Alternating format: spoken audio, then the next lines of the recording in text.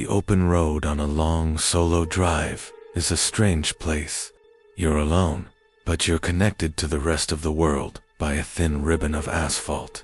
I was a few hours into a late-night drive across Colorado, heading west on a highway that winds through a long, desolate stretch of mountains and forests. It was about 1 in the morning, and the fatigue was starting to set in.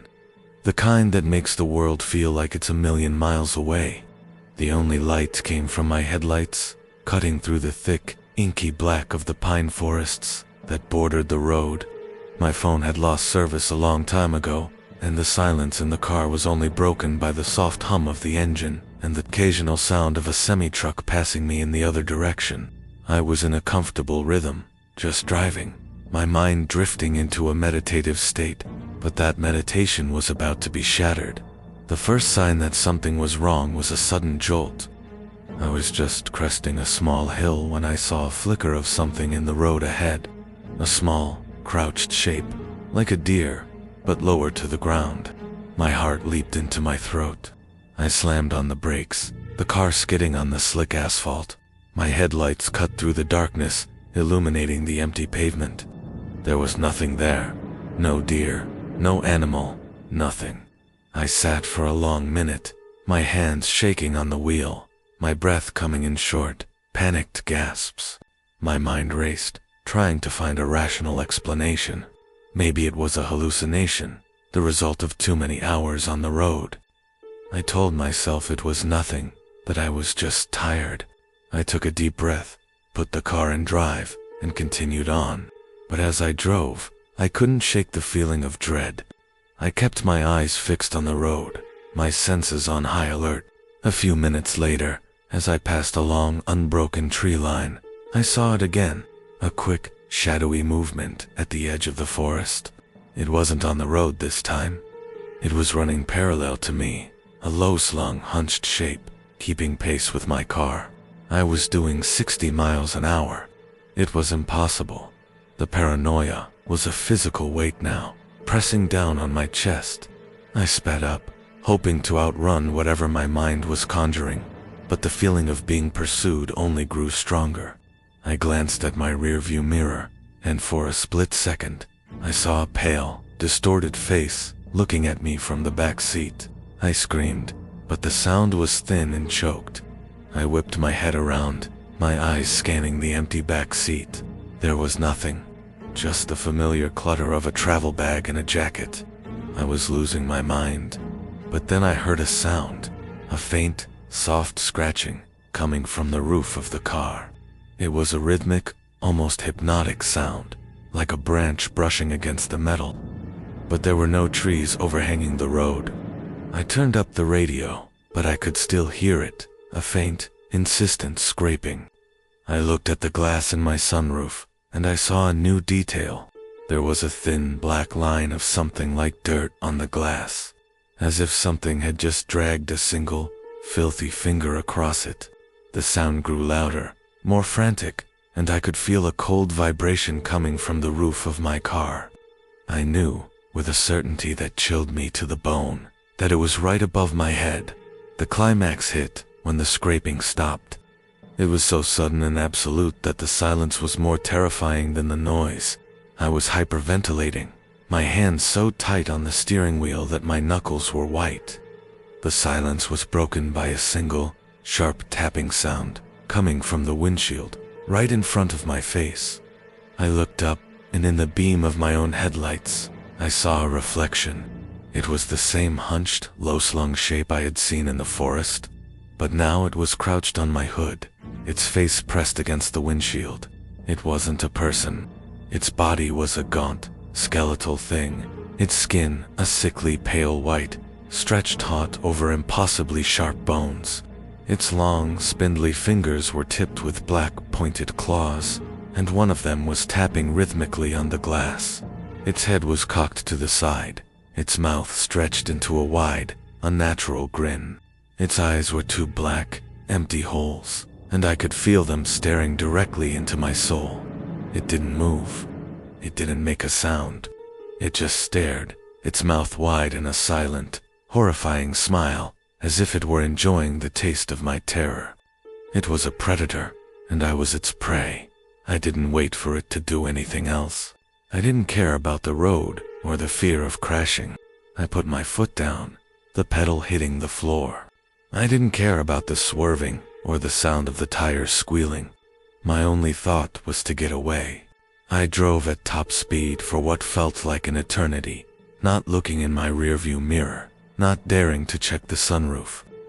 When I finally reached a gas station, my car was a mess of dirt and grime, and there was a single, long, black scratch mark on the roof, as if something with claws had been clinging to it.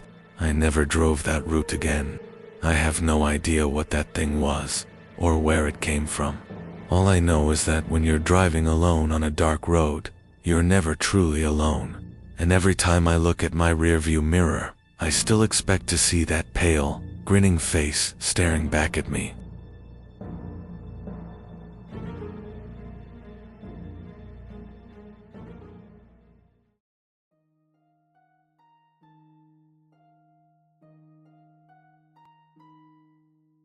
The thing about driving through the Midwest at night is the monotony. Mile after mile of cornfields, stretching to the horizon under a black sky.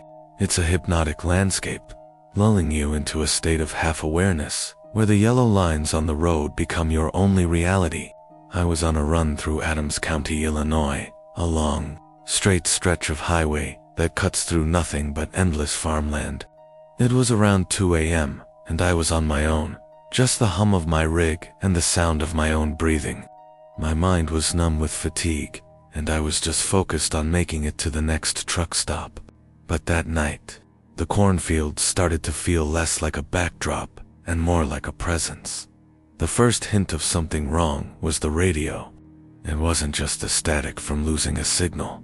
It was a rhythmic, almost musical hiss, as if someone was tuning in to a frequency that wasn't meant for human ears. I fiddled with the dial, but the hissing just got louder. I finally just shut it off, leaving the cab in a deep, unsettling silence. The silence didn't last. I started to hear a low, dry rustling, like something was moving through the dense cornstalks, just beyond the road's shoulder. It was a sound that shouldn't have been there, a sound too deliberate and too close. I sped up, trying to get past it, but I could hear it getting faster, keeping pace with my truck. I told myself it was just the wind, but the air was still and heavy. Then I saw it. Just a quick, dark shape at the edge of my headlights, a flicker of movement within the rows of corn.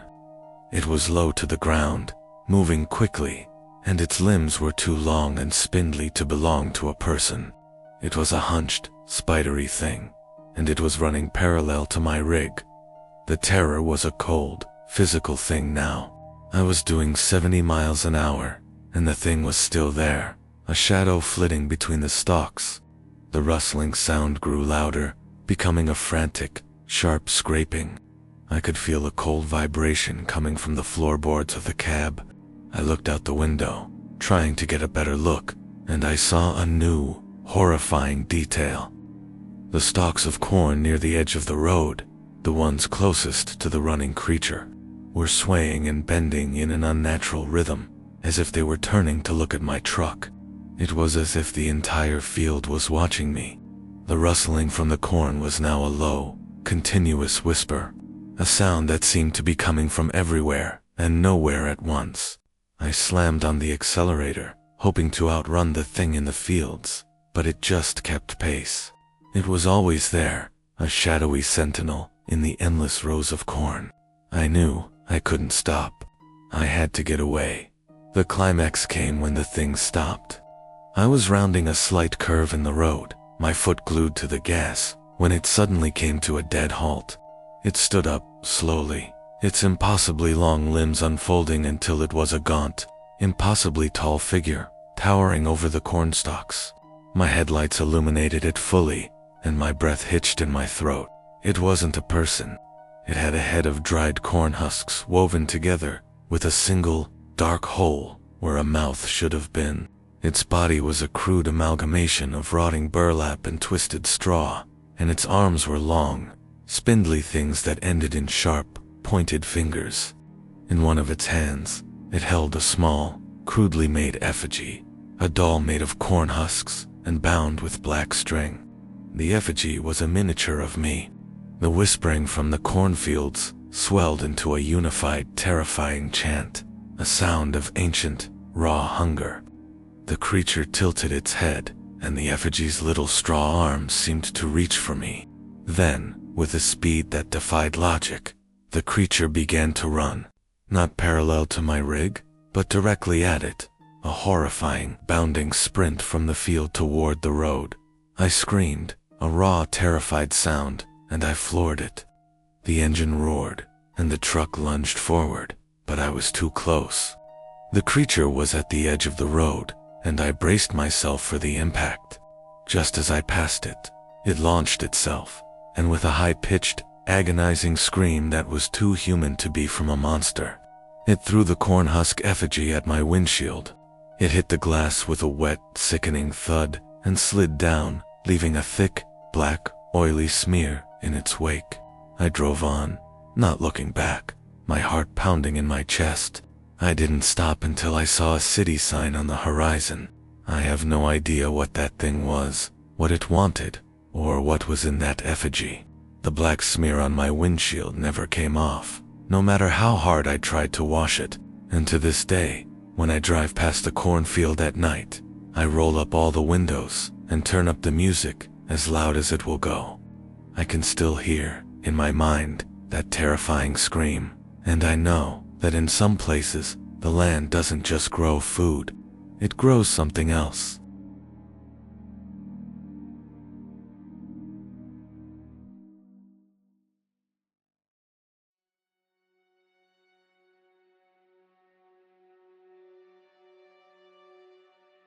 The worst part of driving alone isn't the physical solitude, it's the psychological isolation.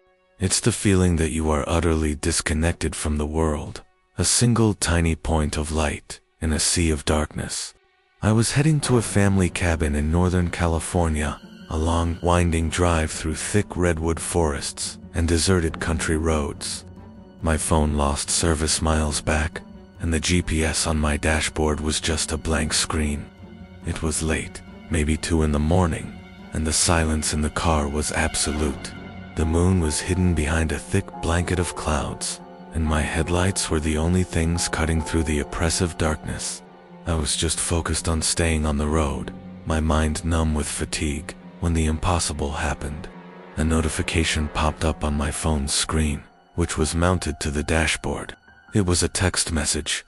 A single, unread message. I had no service. My heart began to pound in my chest. I picked up the phone, my fingers shaking. The message was just a string of numbers and letters, a set of GPS coordinates. I stared at it, a cold dread washing over me. I tried to dismiss it, to rationalize it as a fluke, a delayed message from a cell tower I had passed.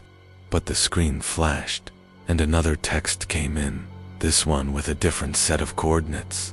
I put the phone back down, my hands gripping the steering wheel. The silence was broken by the most terrifying sound I've ever heard on the road. The phone began to ring, not with my chosen ringtone, but with a thin, distorted, digital ring that sounded like it was being played through a broken speaker. The call was from an unknown number. I watched the screen flash, the number a long string of zeros. I didn't answer. I couldn't. I just kept driving, my eyes glued to the road, my mind screaming with a silent, panicked terror. The fear was now a physical presence in the cab. The calls kept coming, one after another, each one from an unknown number. My phone's battery was at 100%, even though it had been at 20% when I started the drive. The text messages were coming in faster now, each one a new set of coordinates. I looked at the GPS, and I realized with a growing, cold horror that the coordinates were locations on the road I was on, locations I had just passed, or was about to pass. I started to see things then. A flicker of movement at the edge of my headlights, a shape running alongside my car, just out of sight. I sped up, but the movement kept pace. My phone rang again, and I answered this time, driven by a primal need to know what was on the other end. All I heard was a wet, heavy, dragging sound, like something was pulling itself through mud. It was a horrifying, sickening sound, and I slammed the phone down on the dashboard, hanging up. The call immediately started again. The sound of the dragging was now coming from outside my car, a low, rhythmic scrape and hiss that was keeping pace with me, just on the other side of my door. The climax arrived with a sudden, bone-chilling finality. My car's engine began to sputter, and the dashboard lights flickered and died. The car was slowing down, and I knew I was about to stop. The phone on the dashboard began to ring with a new, terrifying, pulsating rhythm. This time, the caller ID showed a name, The Road. I picked it up, my hands trembling. The dragging sound was now deafeningly loud, and a single, wet, raspy whisper came through the speaker. It said, "You passed me." I looked up, and my headlights, which were still on, illuminated a figure standing in the middle of the road, directly in front of me. It wasn't a person. It was a gaunt, skeletal thing, its body covered in what looked like wet, black mud. Its eyes were hollow, and its mouth was a gaping, toothless maw. It was holding an old, cracked cell phone to its head. The phone in my hand went silent. The call ended. The creature in the road began to move. It dropped its phone and started to crawl toward my car, a low, wet, dragging sound accompanying its terrifying, unnatural movements. I screamed, a primal, guttural sound, and slammed the car into reverse. I sped away, not caring about the road or the fear of crashing. I looked in my rearview mirror, and the figure was gone. I drove until the sun came up, until the sky was a clear, comforting blue. When I got to my destination, I threw my phone out the window and never looked back. I have no idea what that thing was, what it wanted, or why it was calling me. But I know that some things on the road don't just exist, they wait. And I know that it has my number. I never drive alone at night anymore, and I will never get another cell phone. Because every once in a while, when I'm alone in a silent room, I can still hear that thin, digital ring, and I know that somewhere, the phone is still ringing.